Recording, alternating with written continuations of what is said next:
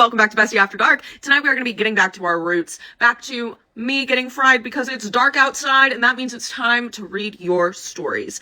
I've been having some issues getting my cameras fully configured to shoot this week's episode, so we're going to do a live reading. All right, tonight's story is a guaranteed submission slot called A Used Tampon is Not Returnable. Until I was 23, I was convinced I wanted to save my V card for that someone special. Well, my depressed ass was prescribed Zoloft, and holy hell did that make me an impulsive, unsafe hoe.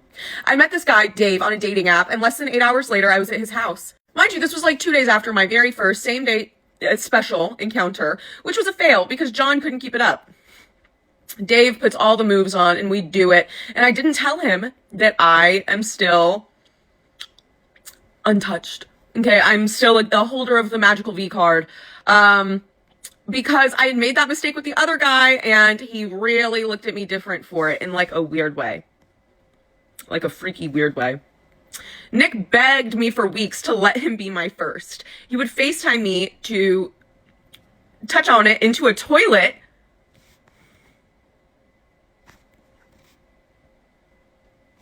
A toilet? Well, he pleaded to do it because he's so good at it, saying it would help him get over his cheating fiance. His fiance realized she was a lesbian and was leaving him. I wonder why.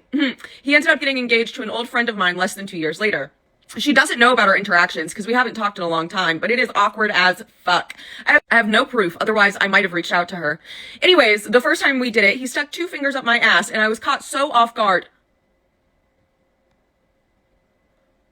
You mean the first time you ever did it in this life? Yeah, no wonder you were fucking caught off guard. What? After that, he asked if I liked it, and I said it was fine, I guess, and I told him that it was my first time. The look on his face was a mix of pleased with himself, but also embarrassed.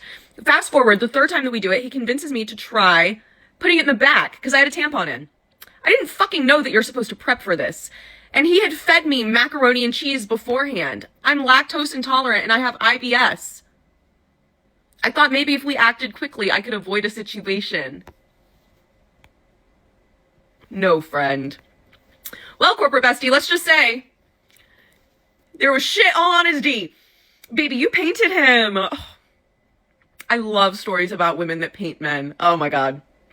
Luckily, it wasn't really that much considering how bad it could have been, but it was still horrifying. I ran to the bedroom and started to clean myself up, praying to sweet baby Jesus that I could clean up quick, leave, and never speak to him again.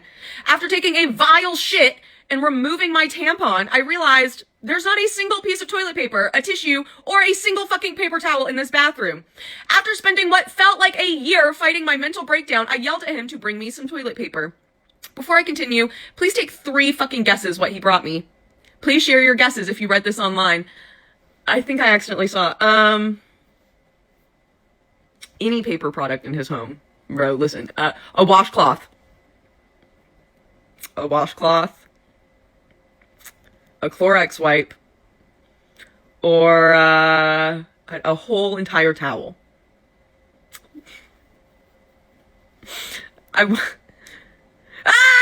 A single lemon-scented wet wipe from Buffalo Wild Wings. Not even I could have guessed that. I thought it was going to be a lemon-scented Clorox wipe. I wish I was lying. I couldn't make this shit up if I tried. I said, fuck this. I got in his shower. Good for you. I did the best I could considering there wasn't even a washcloth, and I had to air dry it like a goddamn dog because there wasn't any towels either.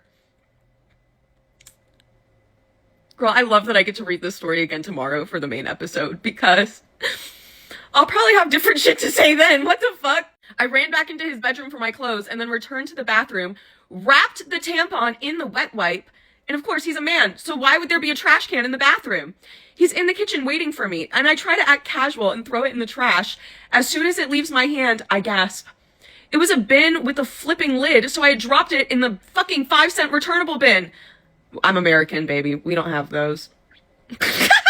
I immediately fling the top off and I start digging. He comes over to ask me what the fuck I'm doing. And I said, I put trash in here. He says, no big deal, and chuckles. I yelled, it's my fucking used tampon. He hugged me. And I don't remember what words were exchanged, but I left shortly after that. Honestly, he was pretty chill about that night. He didn't shame me at all. We pretty much pretended it didn't happen. Shortly after this situation, I did end things because I wanted to date and he clearly just wanted to hook up. It was the hugging you over the tampon that did you in, wasn't it? Between the second and third time we slept together, I convinced him to go on a date, and we went to Dave & Buster's. We bought our own cards, and tell me why this man wouldn't let me keep possession of mine the whole time. He kept saying I was going to lose it, and then he combined our points to buy stuff that he wanted in the prize section, and you wanted to date him? That's who you were like, I want him to be my boyfriend. Be serious. He didn't understand why I was so annoyed when we sat down to eat after. That date should have been a sign from the universe to run then, but I went back one more time, and it resulted in a shit weenie and a recycled used tampon. This was funny and therapeutic to write. A handful of bad decisions after Dave made me realize that I am queer and repulsed by men's parts as a whole, so I really could have avoided this whole thing if I didn't try to force myself into being straight. Also, thank God I wasn't plagued by a pet sperm. Cheers. That's how I can tell you're British, babe. Cheers.